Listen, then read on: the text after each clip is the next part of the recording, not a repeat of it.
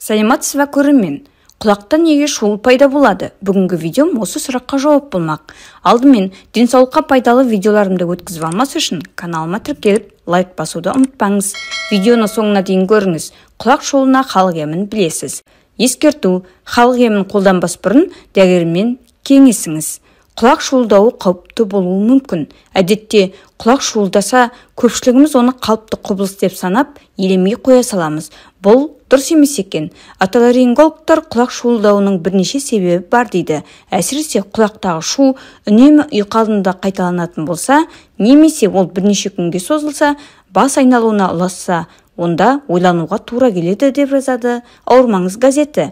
Артериалдық қысымның артуы: егер құлақ шуылы көбіне ұйқы алдында сезілетін болса, ол аздап бас айналғандай сезім тудырса, бұл жүрек ауруының белгісі болуы мүмкін.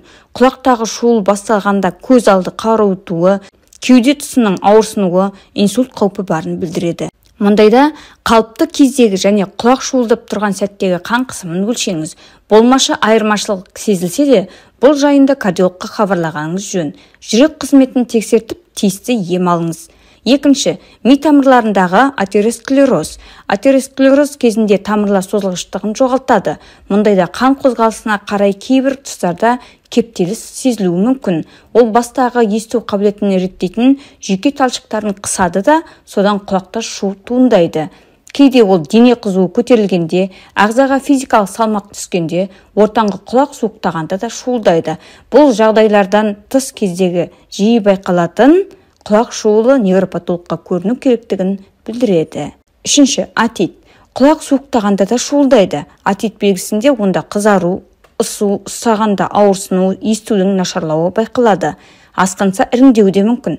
Әдетте отит шомылғанда құлаққа су кіруінен, оны тазалағанда жарақаттап алу салдарынан болады.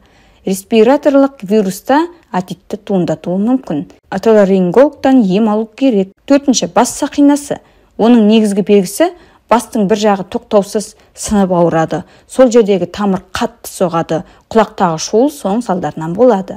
Бесінші, атосклероз. Құлақ ішіндегі орта қуыста сүйек тіні өсуінен болатын созылмалы қауіпті ауру. Бұл кезде құлақта тоқтаусыз шу жалғасады. Алдымен бір құлақта байқалғанымен, көп ұзамай екінші құлаққа өтеді. Бұл басты ауыртады, естуді нашарлатады. Оның соңы саңыраулыққа соқтырады. Отосклероз жасөспірім кезде басталады. Әсіресе әйелдерде көп кездеседі. Алтыншы, шашыраңқы склероз. Құлақтағы шу бас айналу, жүрген кезде теңселу тудырса, денеде құмырсқа жүргендей тітіркену болса, бұл жүйке жүйесі жұмысының зақымдалуын білдіреді. Шашыраңқы склероз ми жұмысын бұзатын ауру. Бұл диагнозды тәжірибелі дәрігер ғана тиісті зерттеу сынамалар арқылы анықтай алады.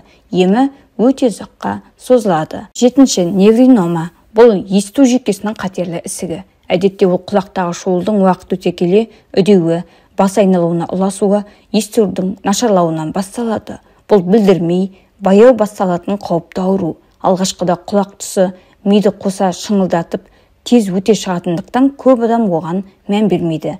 Кенеттен құлақ түсі шың ете қалғанда, адам теңселіп немесе әлденеге шалынып қалғандай күй кешетін болса, онда дәрігерге көрінген дұрыс. Өйткені невринома есту қабілетін жояды.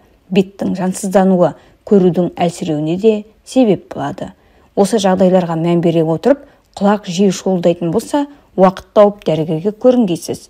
Денсаулық бәрінен қымбат емес пе? Қарапайым халықтық құрал лавр жапырағы арқылы құлақ шуылын емдеуге де болады. Лавр жапырағының пайдасы. Достар, сіздер әлі каналыма тіркелмеген болсаңыз, каналыма тіркеліп қойыңыз. Ал мен сіздерге денсаулыққа пайдалы халықтық ем түрлерін алдағы уақытта айтатын боламын. Неге емге лавр жапырағын аламыз? Лавр жапырағы құрамында А, В6, С витаминдері бар. Олардың барлығы күшті иммуностимуляторлар және қабыну процестері кезінде қорғанысты оятуға қабілетті.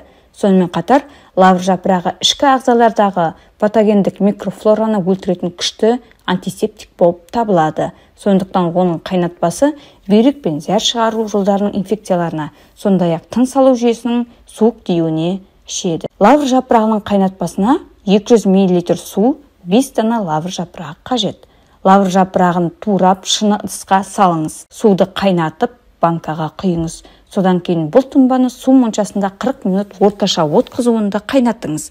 Оттан қайнатпаны алып, оны банканың қақпағын ашпай 2 сағат тұндырыңыз. Бөлме температурасында суыған кезде қайнатпаны сүзіп алыңыз. Құлақтардағы қабыну процестерін емдеу үшін қайнатпамен мақты тампонын жасап, оны құлаққа енгізу керек. Тампонды құрғағанша құлақ ішінде ұстаңыз. Мұндай процедураның нәтижесі оны жүзеге асырғаннан кейін бірнеше күн ішінде білінеді. Ал сіз құлақ шуылын қалай емдейсіз? Пікір бөліміне жаза кетіңіз. Бүгінгі видеом осындай. Видеом ұнаса лайк басып пікір жазуды және достарыңызбен бөлісуді ұмытпаңыз. Келесі видеоға дейін сау болыңыздар.